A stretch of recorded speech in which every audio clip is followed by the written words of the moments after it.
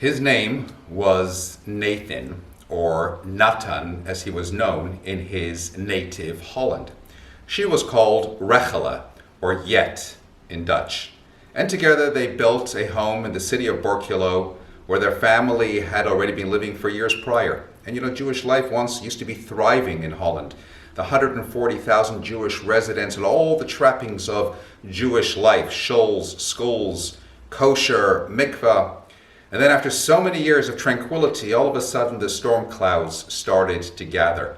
And before long, the ineffable days of the Holocaust was upon them.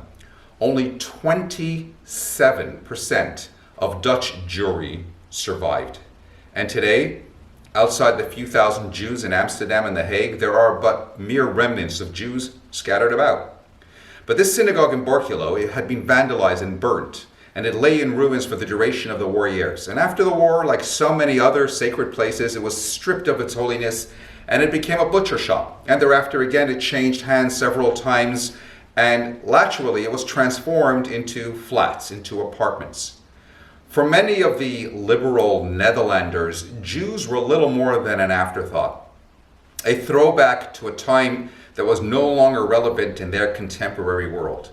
These smaller city communities were but a mere relic that recalled a tragic past, and it was more or less best to purge one's conscience by removing whatever remnants. And still it took many years before a monument actually went up in Borculo, attesting to the once thriving Jewish community there. And then a few short years ago, along came a vicar with a conscience, a Mr. Tiuman, who decided that more needed to be done to remember the Jewish community of the past. And so he secured the site of the original shul, and he transformed it in part into a Jewish museum. Today you can actually go there and you can rediscover what was once almost forgotten. Now, Natan and Rechele, they had built a family in Borculo, and they continued in a thriving family business. They were stalwarts of their community, just like their parents before them. Natan himself was an exceptional man. He would take time out from his business to travel the length and breadth of the country as a mohel to circumcise all newborn Jewish males, all at his own expense. Natan and Rechele, they lost all of their immediate family in the war, but they were fortunate themselves to secure hiding through the underground, given refuge by some of the righteous of the nations. But there's one particular story or anecdote about Natan and Rechele that I would actually like to share that I think is so particularly relevant. On March 3rd, 1937, Natan, a man of considerable means, decided to express his affection for his wife with an unusual gesture. He donated on behalf of his wife a new specially released prayer book to the shul in Borculo, a very large Chazan's edition. And inside it was indeed inscribed as such, attesting to it being donated in honor of his wife, and services in that shul had been led from that siddur for the next 3 years until Holland was invaded in 1940. It makes you think, does it not? There's something extraordinary about a spiritual gift, about the fact that prayers were being recited from that very prayer book given in the merit in the honor of a loved one. And it prompts us to consider what spiritual gifts do we impart to our loved ones. You know, we're quite possibly the most spoiled generation today. We buy lavish gifts, jewelry, cars, Xboxes, iPhones, you name it. But none of this is of lasting value. One war, God forbid, and it all gets wiped out. But the sacred gifts, they endure the test of time. And whatever the threats and however dire the persecution, we always have that to hold on to. You see, that siddur, like so much else in that shul in Borculo, it disappeared amidst all of the vandalism, never to be seen again. That is, not until just a year or so ago, when as a result of some significant renovation undertaken by that same vicar to bring back memories of the past, there in some corner, buried beneath the floorboards, was the siddur, somewhat tattered, but otherwise fully intact. For more than 76 years, it was simply lying there underground, waiting to see the light of day once more.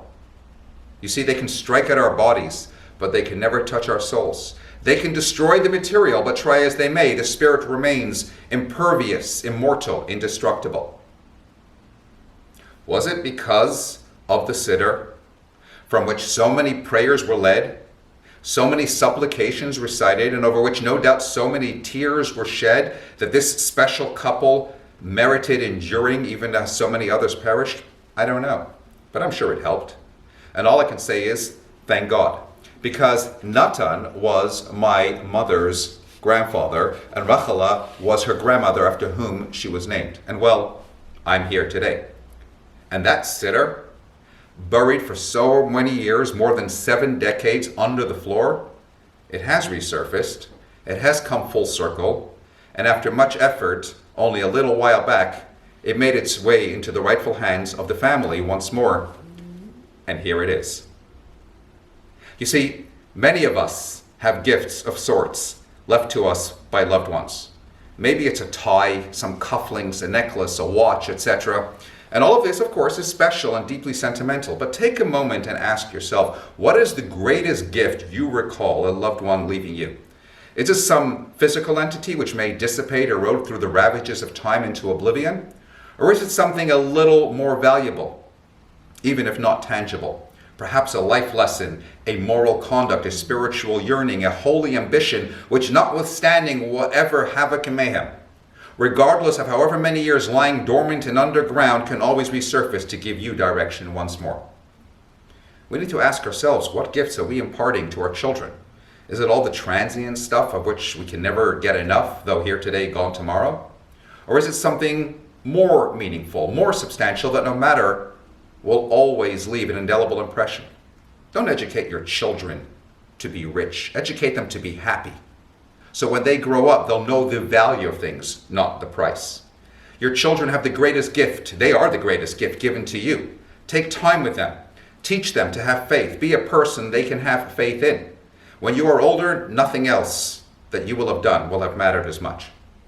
And when it comes to our spouses, the greatest gift we can give them is the gift of unconditional love.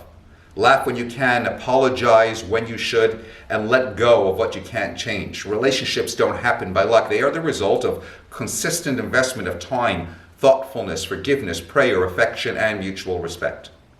And then finally, there is the gift you must give yourself. You are the captain of your own fate. Your life is God's gift to you. What you do with it is your gift back to Him. Give yourself the gift of following your dreams. Do what you love. Do what is important to you. In order for you to live a fulfilled and meaningful life, you have to live it yourself. So don't wait until it's too late. Find the courage and the willpower to live a life true to you. And may we indeed thereby all be inscribed in the book of life, love, and laughter for one and for all.